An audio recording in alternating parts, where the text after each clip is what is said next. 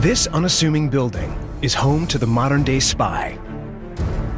Inside sits one of the most advanced intelligence operations ever conceived, the National Security Agency.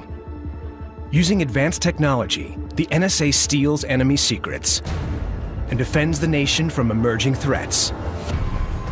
After 9/11, the agency basically had to swivel on a dime. Suddenly, terrorism became #1 target.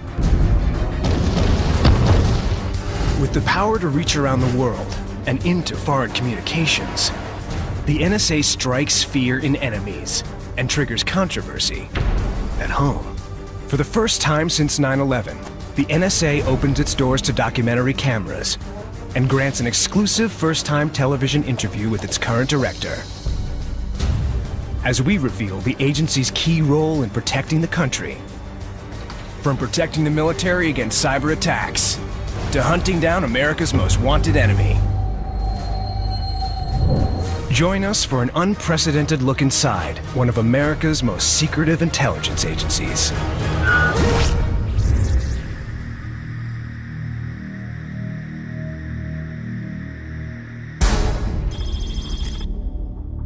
Under the cover of night, 2 Black Hawks and 2 Chinook helicopters take off from an airbase in eastern Afghanistan. Inside are 23 highly trained U.S. Navy SEALs, the elite SEAL Team 6. 90 minutes later, the helicopters descend from the night sky over Pakistan. The SEAL team storms the compound and bursts into the house. Inside, they find the elusive Al-Qaeda leader, Osama bin Laden. He is quickly shot dead. After just 38 minutes on the ground, SEAL Team 6 is back in the air, headed for safety. How had the United States found the elusive leader of Al-Qaeda, hiding in the middle of Pakistan? The answer lies 7,000 miles away, in the unprecedented collaboration of the U.S. intelligence community, including the work of one of its most secretive agencies, headquartered 25 miles from the nation's capital.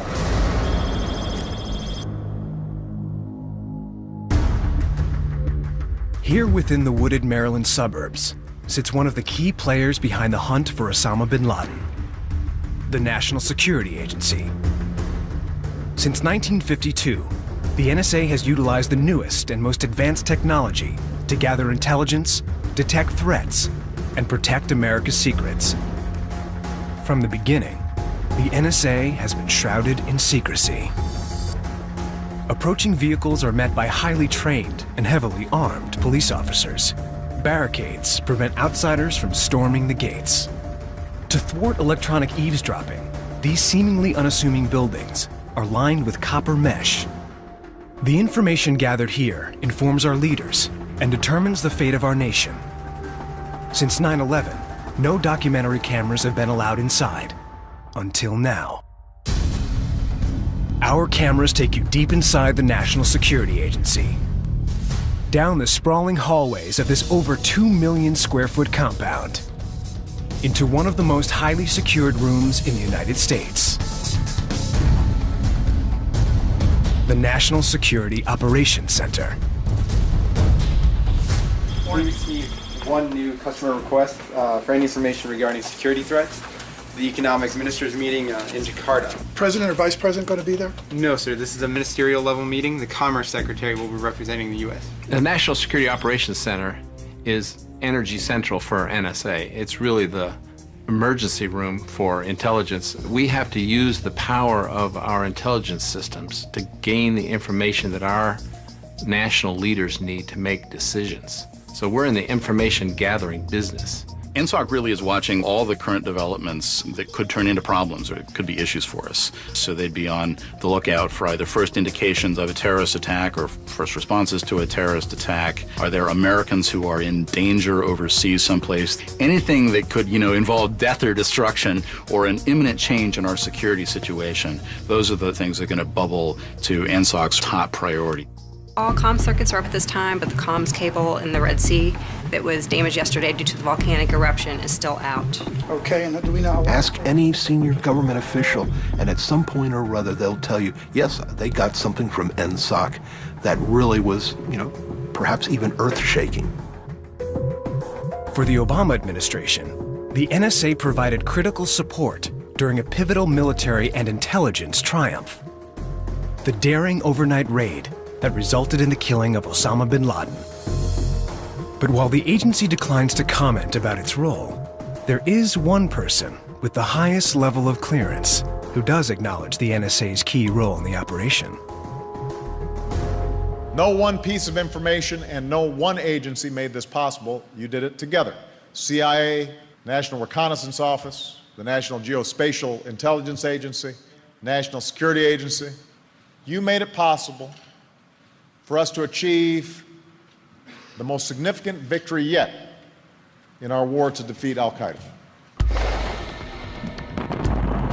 Critical missions, like counterterrorism, often stretch around the world and involve the close monitoring of thousands of sources and millions of emails, phone calls, and other forms of communication.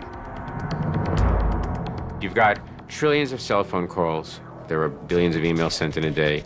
The vast majority of those are totally inconsequential. The trouble is, the one that you're looking for is somewhere in that stack.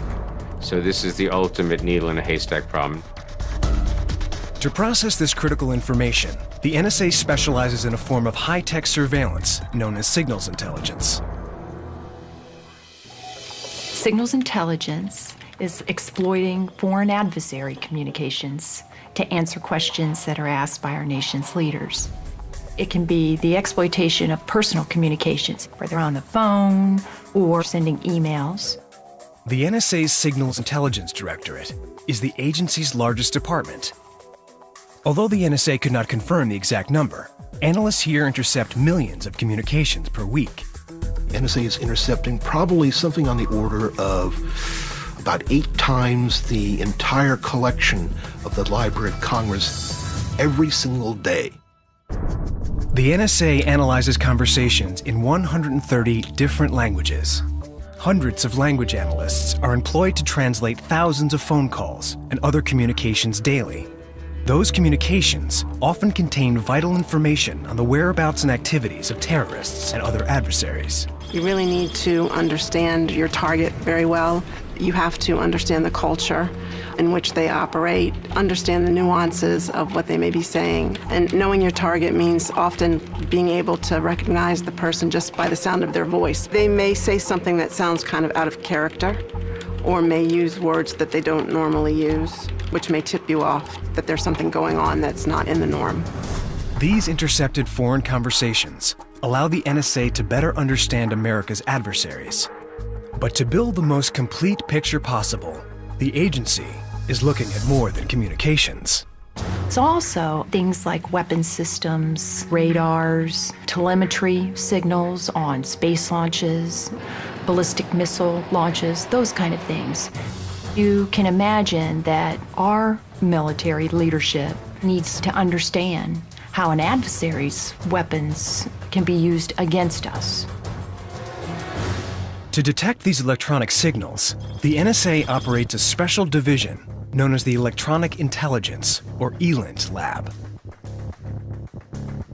Here, ELINT technicians carefully monitor signals used in radar and missile guidance systems to warn American troops when the enemy could be planning to attack. The NSA Deputy Director explains how electronic intelligence can protect aircraft on a potentially hostile mission. If we had an F-16 that was attempting to penetrate an enemy defense, they would want to know, are the radars up or down? We could know something about that signal by capturing it, analyzing it, understanding what our adversaries intend to do. Is it in a search mode? Is it in an attack mode? Has it locked onto that aircraft and is about to fire on that aircraft?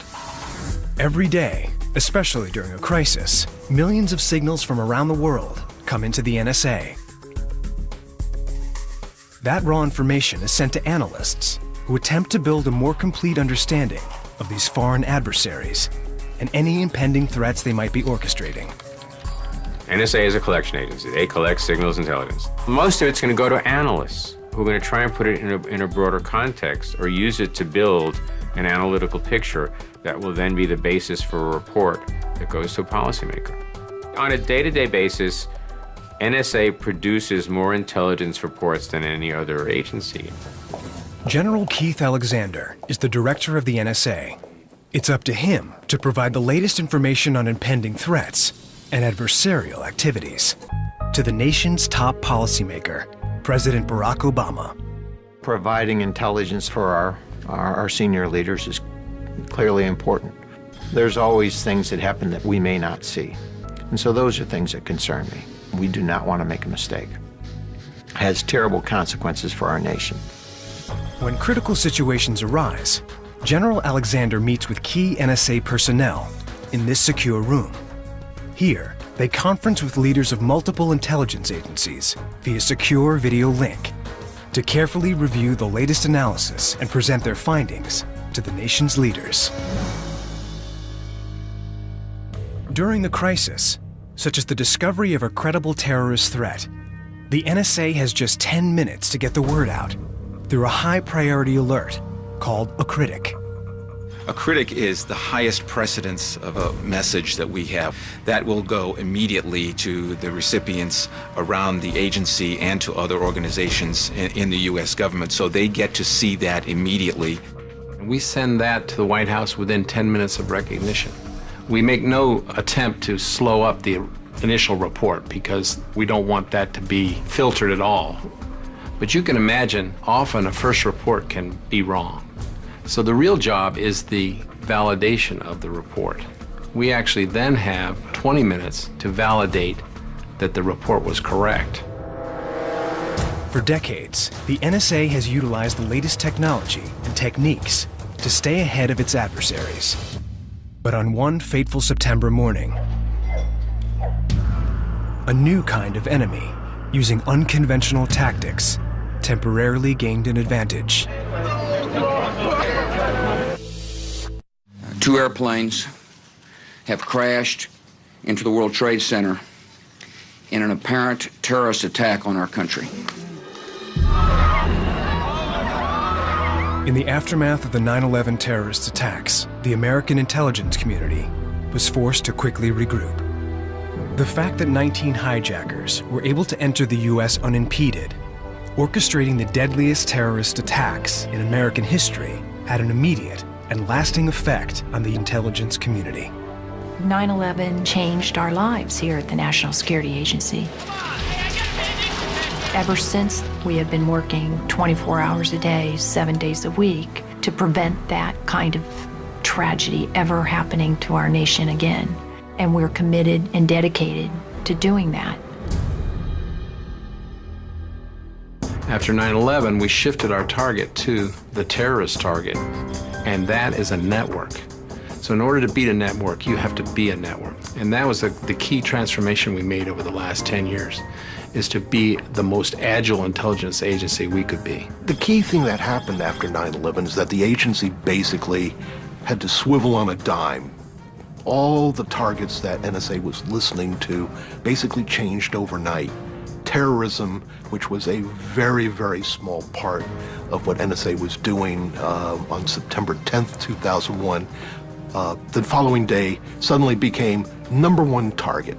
Whether it's terrorists that come in many shapes and forms, whether it's the threat of weapons of mass destruction, it's a multifaceted set of threats that the United States faces, and therefore we need to be able to discover, anticipate, and report on all of those. In the years following 9/11, the NSA's resources and reach drastically expanded. Everybody expanded after 9/11. Everybody got more money. And so NSA suddenly had more money for training. They had more money to hire people. And so they surged along with everybody else. Many of those new resources went into expanding the NSA's technological capabilities as the agency ramped up research and development of cutting-edge science and technology. Those new capabilities allow the agency to better sift through billions of foreign communications. In the aftermath of 9/11, our role in research was basically to help chart the future.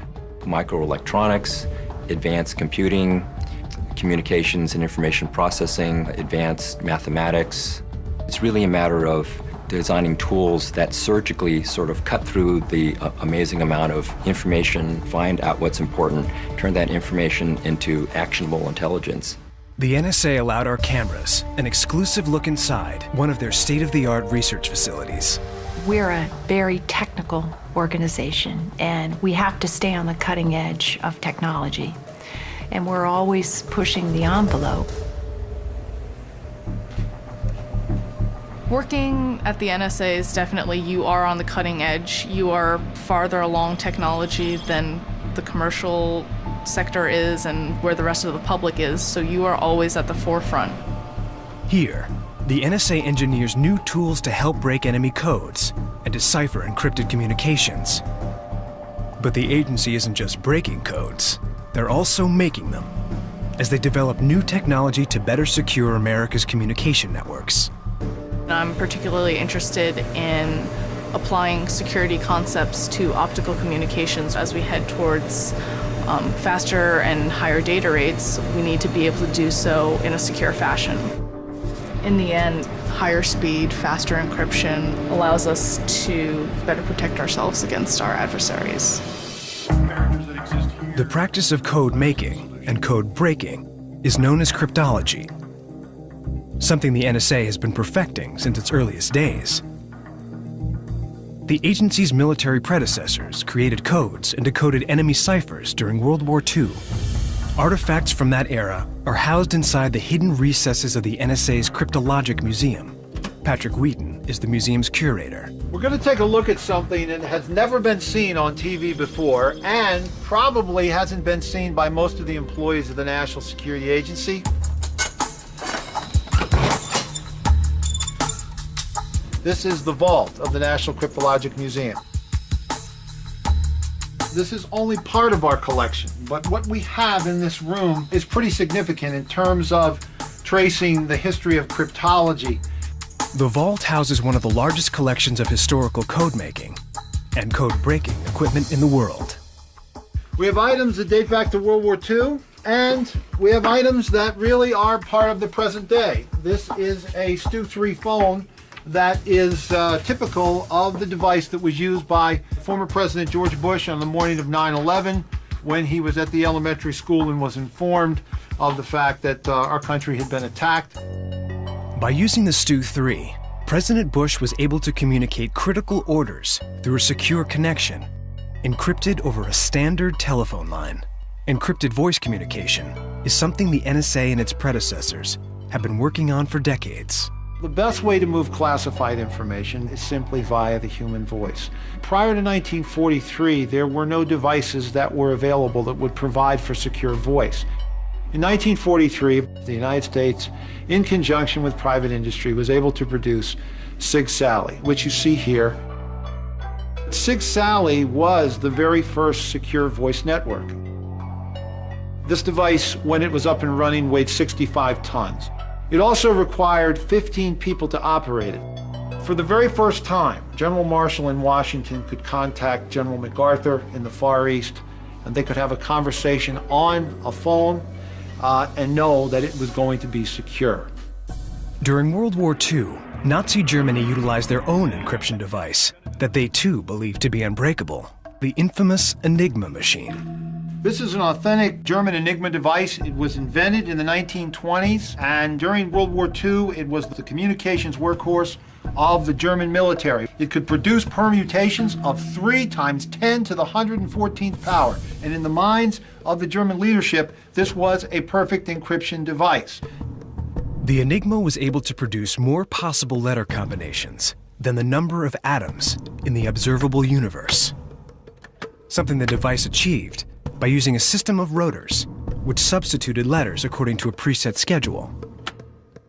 The Allies used an electromechanical device called the bomb, which simulated the Enigma rotors, using electric currents, allowing Allied cryptologists to precisely calculate all possible Enigma combinations. When the Allies broke Enigma, the war in the Atlantic changed in our favor. Some of the things that the National Security Agency does to protect our nation are on that level. We can't afford to be wrong, because at times, lives of Americans are on the line. The modern-day cryptologist relies on much more advanced computing and mathematical techniques to fight a new kind of enemy in terror networks across the globe.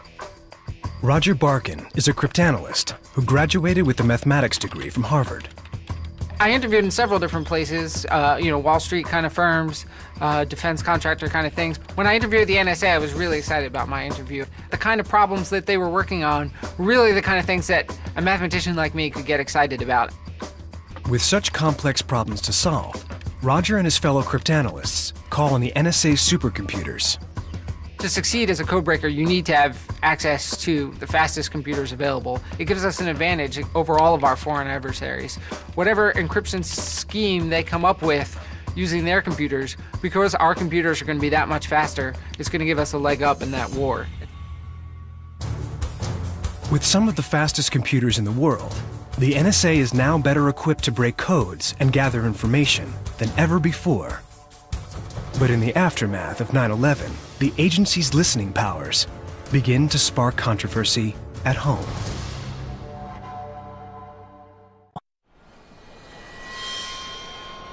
As the investigation into the 9/11 terrorist attacks heats up, the NSA makes a chilling discovery. At least 2 of the 19 hijackers had been on the agency's radar in the years leading up to 2001. But, as the 9/11 Commission would later conclude, poor coordination within the intelligence community prevented those terrorists from being tracked effectively. We were unprepared. We did not grasp the magnitude of a threat that had been gathering over a considerable period of time. As the U.S. intelligence community comes together to prevent future terrorist attacks, another complication to the NSA's foreign intelligence mission comes to light. In the cyber age, adversaries communicate electronically over the same U.S. networks as Americans, blurring the line between foreign and domestic communication. For the National Security Agency, our authority, our limitation is to focus on the foreign domain. So we're a foreign intelligence agency, but it's a very different world than it was, say, in 1986 when I got started.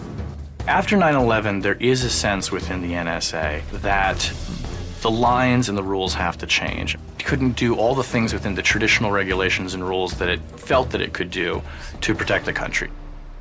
What came out of that, of course, was a secret order from President Bush that allowed NSA to monitor people inside the United States. That secret Bush administration order authorized the NSA to collect intelligence domestically and caused some Americans to wonder if the NSA was listening to them. The controversy surrounding the change became known to critics as warrantless wiretapping. The more secretive an intelligence organization is about its activities, the more we tend to be a little afraid about what it's up to. And I think that's one of the legacies of 9/11. For the people who wonder how NSA uses the capabilities that it's been authorized to develop, they should know that there's a rich set of oversight mechanisms. The executive branch, the judicial branch, the legislative branch, all have some means of oversight of the National Security Agency. Despite what a lot of people believe, they're not really interested in your personal life. They have much more important things to do than to listen to you arranging a date or talking to your mom or ordering groceries. They really don't have time for this. In 2008, Congress amended the law governing the NSA's collection practices. Those changes allow the NSA to continue with many of the collection efforts it made under the Bush order.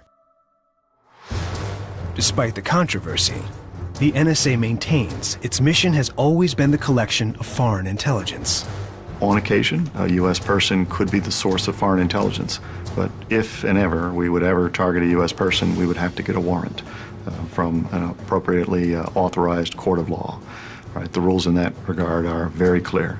The bedrock commitment of NSA is to conduct those missions within the law. And that means within the Constitution, the federal laws that apply and govern all of our activities. The technology is always changing, and the laws are changing. But the other thing that makes for a very dynamic environment is the changes that we see in our adversaries. And by adversaries, I mean terrorists or cyber attackers. In today's world, adversaries are all over the place. They range from nation states to anybody.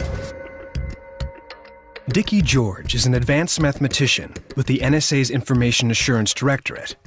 He spent over 40 years with the agency and helped guide it into the cyber age. Part of that job was to find ways to encrypt U.S. government and military communications.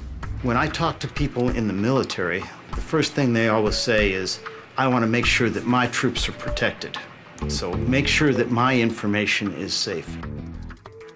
Here, he demonstrates how advanced mathematics can be used to encrypt a message between two soldiers. If the message is 65, you take 65, raise it to the 17th power, and you get 2790. To decrypt it, you take that 2790, raise it to the power 2753, and that would give you the answer 65, which is in fact your message. Even though people know the encrypt variable so that anybody can encrypt a message, they don't know the decrypt variable, so only you can decrypt the message. The world has really changed. The adversary can use new technology against us, both to protect their stuff and to attack our stuff. Protecting our information is the most important aspect of our job. It's really important for us to make young people understand that there is a career in cryptography, in protecting communications. You see hackers doing things that could do so much for us if they were working with us. In 2008, the U.S. military suffers a cyber intrusion. A manipulated flash drive is inserted into a military laptop somewhere in the Middle East. On that drive is malicious code, a virus. The virus uploads itself onto the internal network of U.S. Central Command, creating an opening from which classified military documents could be transferred to unknown servers under foreign control. It's the worst breach of U.S. military computers ever. Is the United States under cyber attack? The U.S. Defense Department network has been breached. A malicious computer virus has infiltrated U.S. Defense Department computers, potentially opening the door to thousands of highly classified military documents. In today's cyber age, a nearly invisible war has broken out on an ever-changing battlefield. America's communication networks are more vulnerable than ever. In today's world, it's cyber. Cyber is espionage, and cyber is a threat.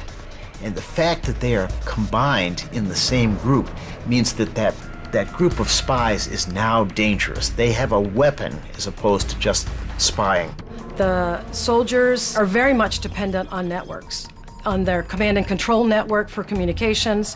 So it is extremely important that their networks are available and that the communications are secure.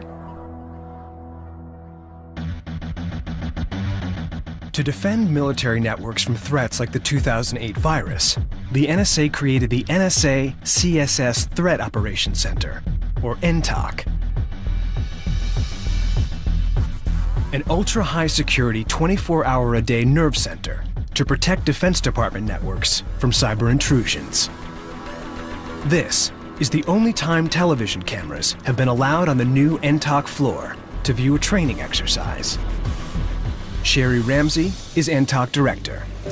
Hey, what's going on in here today? We're waiting on a subject matter expert to come in here. We already have a call in. They're going to be in here. We're going to start in a few minutes on that. Okay. Try to work through that. During the training exercise, as Miss Ramsey checks in with one of her two shift commanders, the NTOC team detects a threat to the network, one potentially similar to the 2008 virus that infected U.S. Central Command.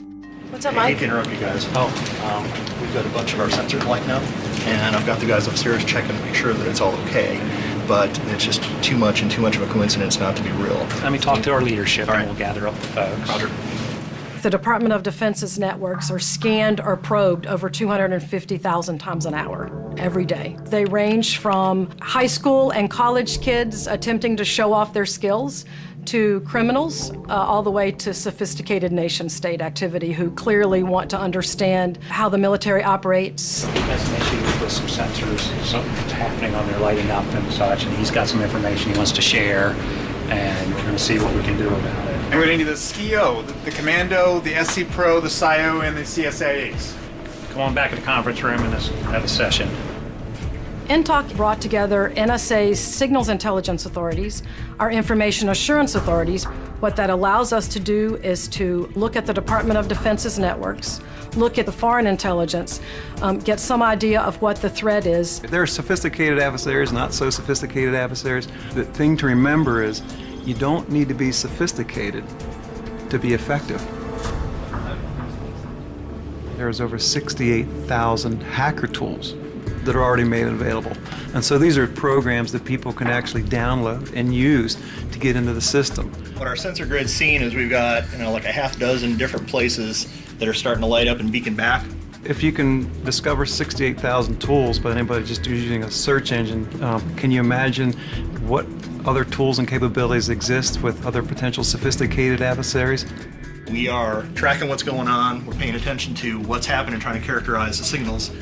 They have no rules, they have no authorities, they can come and go as they will, and they do what they want whenever they want, and they can do it all in a millisecond. That's how fast cyber time is. So we have to be prepared to understand not only the threat, not only their capabilities and intentions, but be prepared in cyber time to defend our networks against them. Clearly something's going on. This kind of stuff doesn't happen normally, at least not that we've seen off of these sites. Okay, thank you. Commando, can we get together to get countermeasure options? We have all the team here, so we'll get right on that. Let's begin the countermeasures, continue on the analysis, and let's begin reporting. Okay, ready, guys? Yep. With the NSA's technical expertise and the coordinated effort of multiple government agencies, the NTOC team was able to contain the threat. It was work like this that in 2008 helped the NSA and Department of Defense eradicate the virus infecting U.S. Central Command's internal network. While the NSA secures Defense Department networks from the NTOC floor, other agency personnel are hard at work thousands of miles away, protecting American troops in the military's most dangerous war zones. As the war in Afghanistan unfolds halfway around the world, the U.S. military is forced to adjust its approach in the face of an enemy unlike any they've ever seen. Back in the 50s, 60s, 70s, we had an adversary of the Soviet Union, and they were very much like us. Same intent, same motivation, same kind of capabilities and resources. It was a very symmetric game at that time. There was a line in the sand. You didn't go beyond that line. In today's world is completely different. The adversaries are all over the place. It takes nowhere near the same amount of resources to do things today as it did. What remains true, and has since the NSA's inception, is that U.S. cryptologists play a vital role in American military operations, risking their lives alongside other military personnel. In fact, one of the first Americans killed during the Vietnam War was an Army cryptologist. In Iraq and Afghanistan, the unconventional insurgent wars brought many NSA analysts to the front lines.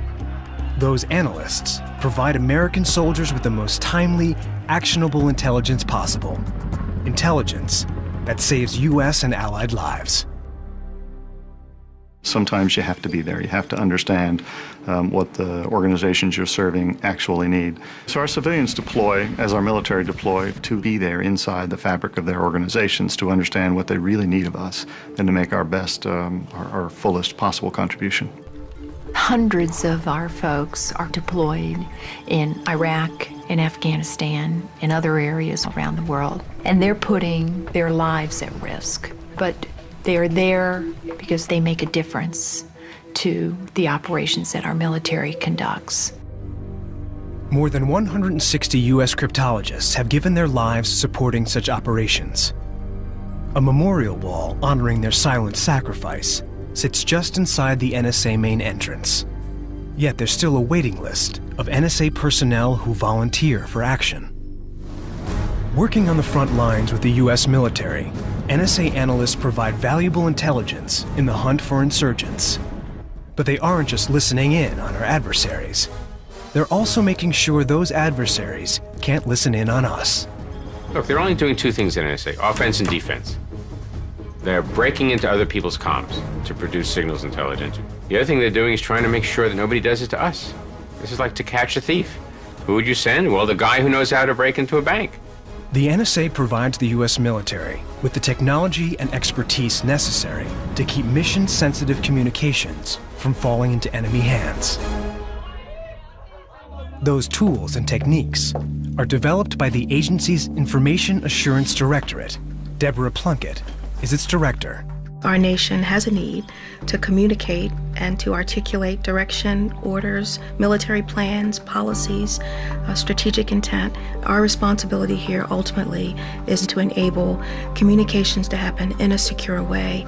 And literally, the work that we do results in lives being saved. To protect military secrets, U.S. cryptologists must remain in harm's way on the ground. For fear of giving away their identity and being targeted during future operations, few NSA employees would speak on camera about their war zone experience. Master Sergeant Tom Morrison is a Marine who's retiring after being stationed twice at the NSA.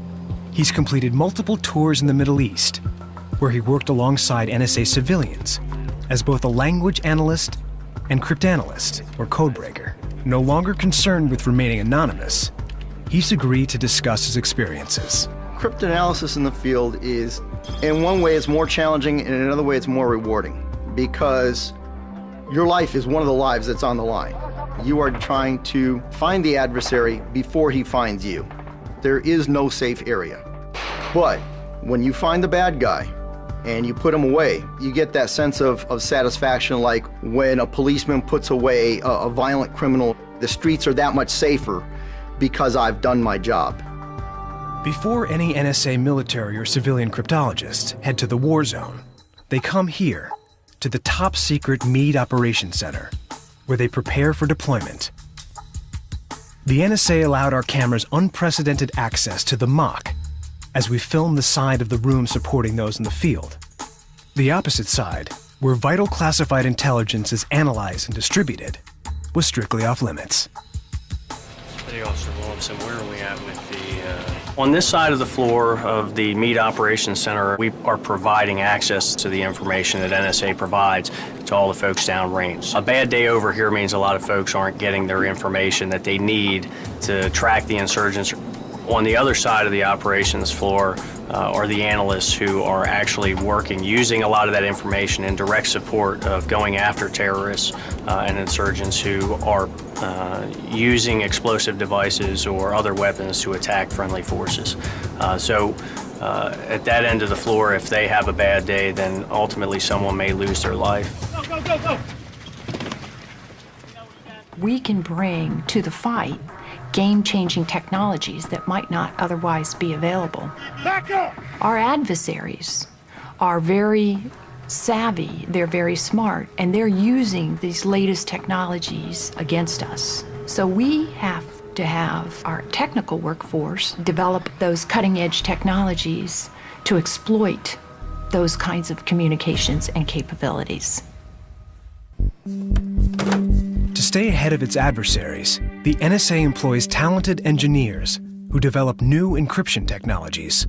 I am testing a new cryptographic product. It's going to help secure soldiers' lives out there. It's going to help secure their communications as they're trying to talk back and forth while they're out in the field.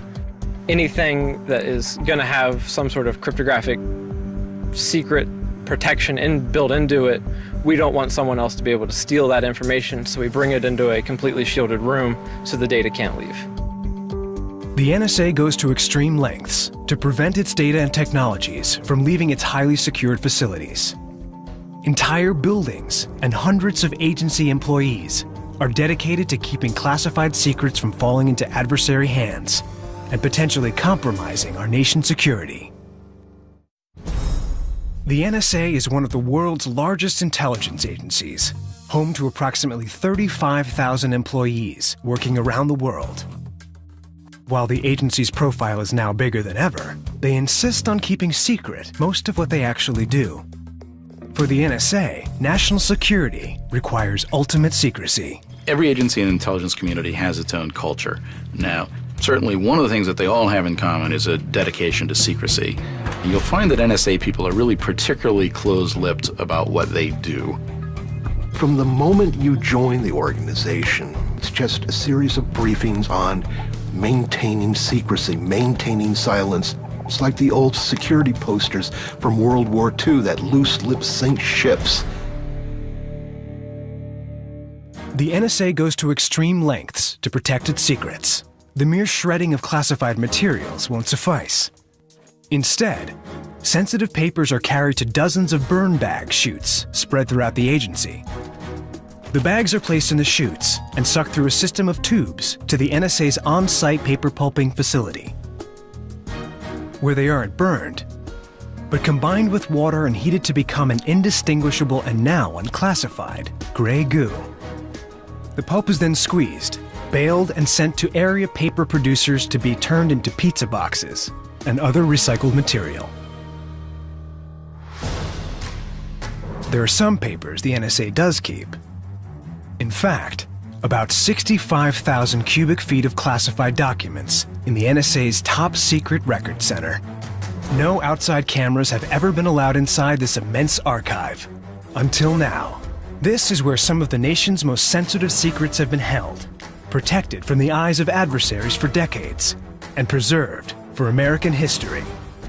While much of what's contained in these boxes still requires safekeeping, a series of presidential orders has allowed the NSA to declassify as much of the material as possible. We can't release information that we're still using as part of our active collection efforts. Information that may reveal our capabilities could harm us. Should we determine there be no harm to national security, we will release the information, we'll actually stamp it and go through it and release it to the National Archives. Under the presidential order, documents reviewed for routine declassification are at least 25 years old. In the course of our routine declassification, we came upon this correspondence file from 1955. There was 3 letters from Dr. John Nash. As you may know, he was the subject of a movie, A Beautiful Mind. He was a professor at the Massachusetts Institute of Technology at MIT and a Nobel Prize winner in economics. Nash's letters, along with the NSA's classified analysis of them, have been locked up for more than 50 years. Only now is this file being declassified in front of our cameras for the American public to see. He sent in his ideas for an deciphering machine, and he even provided us colored descriptions of what his machine would look like. Although the NSA didn't use the Nash designs, his letters and the agency's analysis of his ideas remain secret until now, to ensure that neither fell into enemy hands. Maintaining these secrets is a way of life at the NSA. To work there, you must undergo extensive background checks, be a U.S. citizen, and even undergo psychological and polygraph exams. NSA employees are prohibited from bringing cell phones and other potential recording devices into the building. They also shouldn't expect to have a key to their office. Instead, keys must be placed in a barcoded box and returned to a secure vending machine, which keeps track of who has which keys. In order for our cameras to gain unparalleled access to the NSA secure compound, every piece of our equipment was checked for prohibited items. Bomb-sniffing dogs went over everything. And before our tapes could leave the NSA compound, security and classification experts reviewed every second of footage to prevent anything sensitive from getting out. Anything the NSA's experts weren't comfortable with was permanently deleted. The secrecy may be extreme, but for the NSA, that secrecy serves a higher purpose. We are the silent warriors, and that's part of our ethic here. And so whenever we have a success, we're going to use that same technique against the next bad guy. And so we don't want to trumpet it so that we can continue to be successful and protect America. We are there serving, again, in silence to ensure that we're doing everything we can to provide the intelligence that our nation needs. While we can't tell every American what we do, what we can say is we have tremendous people, and it's a privilege and honor to serve here. It really is. We've had 10 years of protecting this country. We've had a lot of successes, and we've had luck. Our luck is not always going to hold in this area. That's the thing that keeps me up at night, is protecting our people and our allies. I think that's critical, that the American people